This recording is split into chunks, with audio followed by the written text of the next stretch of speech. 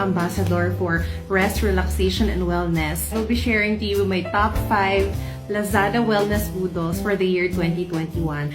First up is we have the Melyi Relief Rub. So this was previously called Creation. So the very popular scent is the lavender one or yung purple one. Pero ang pinaka-favorite ko na na-discover ko lang din this year is their rosine scent.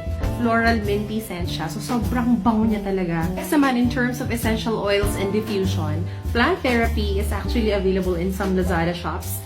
Undiluted.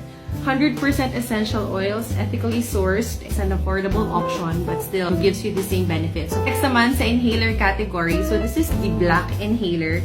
So it's made by Peppermint Fields. Mentally icy, ganun. Mabango talaga.